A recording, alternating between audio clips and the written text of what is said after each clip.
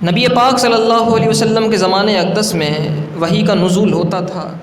کچھ صورتوں کی کچھ آیات اتر چکی تھیں، کچھ صورتوں کی کچھ آیات نہیں اتری تھیں، مکمل قرآن کا نزول نہیں ہوا تھا۔ تو اسی لیے اس زمانے میں قرآن کو کتابی صورت میں نہیں بنایا گیا تھا۔ اور دوسری وجہ یہ تھی کہ نبی پاک صلی اللہ علیہ وسلم صحابہ کو آیات یاد کراتے تو صحابہ کے سینوں میں پورے قرآن اور جتنی آیاتوں کا نزول ہوا کرتا تھا وہ سب محفوظ ہوا کرتی تھی۔ اس دور میں ضرورت پیش نہیں آئی تھی۔ حضور نبی پاک صلی اللہ علیہ وسلم کا وصال ظاہری ہوا اور حضور کے وصال کے فوراً بعد جنگ یمامہ ہوئی۔ مسیلمہ کذاب نے نبوت کا دعویٰ کیا، جھوٹا مدعی نبوت بنا اور جنگ یمامہ ہوئی سیدنا صدیق اکبر رضی اللہ تعالیٰ عنہ کے دور میں۔ اس جنگ کے اندر تقریباً 700 حفاظ صحابہ شہید ہو گئے۔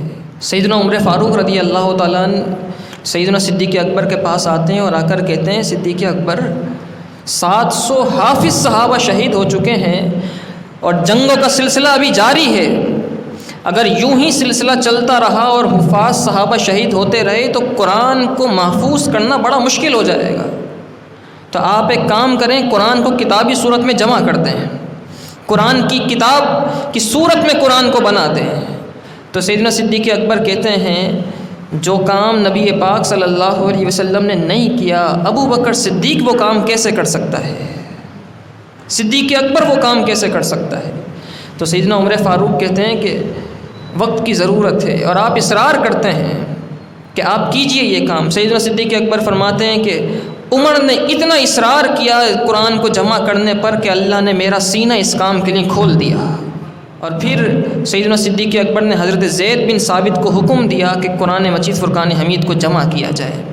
اس زمانے میں قرآن پاک صحابہ کرام نے جو لکھا تھا، جو کاتبین وحی تھے، کسی نے پتوں پر قرآن کی آیات لکھی تھیں، کسی نے پتھروں پر لکھی تھیں، کسی نے کھالوں پر لکھی تھیں، کسی نے حلال جانوروں کی ہڈیوں پر قرآن کی آیات لکھی تھیں۔ اس طریقے سے متفرق قرآن کی آیات صحابہ کرام علیہم رضوان کے پاس موجود تھیں۔ حضرت زید بن ثابت کے ذمے قرآن کو جمع کرنے کا کام سیدنا صدیق اکبر نے لگایا۔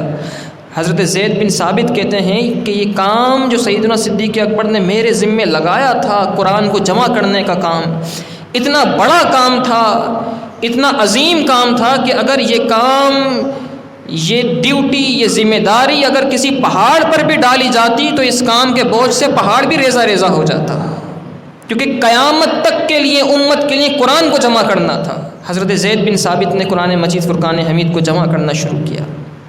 آپ صحابہ کرام علیہم رضوان کے پاس جاتے، ان سے آیات لیتے اور ہر آیت پر 2 گواہ بھی لیتے تھے کہ اگر آپ کے پاس یہ آیت موجود ہے تو اس پر 2 گواہ دیجئے۔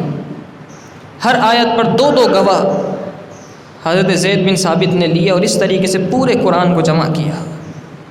قرآن جمع ہوا اور پھر یہ پورا قرآن حضرت حفصہ کے پاس، جو سیدنا عمر فاروق رضی اللہ تعالیٰ عنہ کی شہزادی ہیں اور ام المؤمنین ہیں، نبی پاک صلی اللہ علیہ وسلم کی زوجہ ہیں، ان کے پاس ایک قرآن مجید فرقان حمید جمع کرایا گیا۔ اب قرآن محفوظ ہو چکا تھا۔ پھر وقت گزرا، سیدنا عثمان غنی رضی اللہ تعالیٰ عنہ کا دور خلافت آیا تو حضرت حذیفہ بن یمان رضی اللہ تعالیٰ عنہ، بڑے جلیل القدر صحابی رسول، حذیفہ بن یمان، یہ جو موجودہ آذربائیجان کا علاقہ ہے اور آرمینیا کا علاقہ ہے، ان علاقوں میں جنگوں کے لیے آپ گئے تھے۔ یہاں سے جب واپس آئے تو راستے میں حضرت حذیفہ بن یمان نے یہ دیکھا کہ قرآن مجید فرقان حمید کے متعلق لوگوں کا اختلاف شروع ہو چکا ہے۔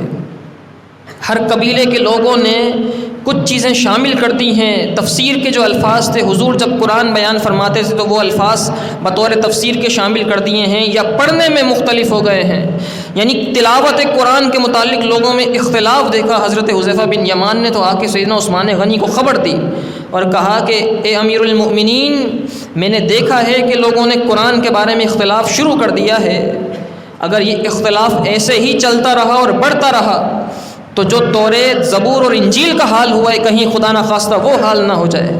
تو آپ ایک کام کیجئے، جتنے نسخے موجود ہیں اس وقت پوری دنیا کے اندر قرآن کے، وہ سب منگوا لیں اور ایک نسخہ رائج کر دیں صرف، اور اسی کی کاپیاں بنا کر ان تمام علاقوں میں بھیجیں تاکہ اختلاف نہ ہو سکے۔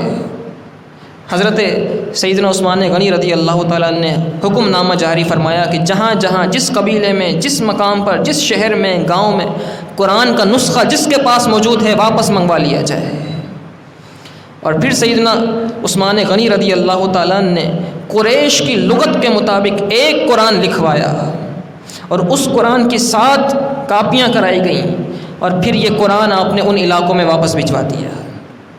اس طریقے سے ایک قرآن مجید فرقان حمید جو رائج ہوا سیدنا عثمان غنی رضی اللہ تعالیٰ عنہ کے دور میں رائج ہوا، اور یہ رائج ہونا، یہ تمام معاملات کا ہونا، یہ تو اللہ کی تدابیر تھیں، اس کی تدبیریں تھیں۔ یہ تو اصل تو کام یہ تھا کہ اس نے قرآن مجید فرقان حمید کی حفاظت کا ذمہ خود اپنے ذمہ کرم پر لیا ہوا تھا۔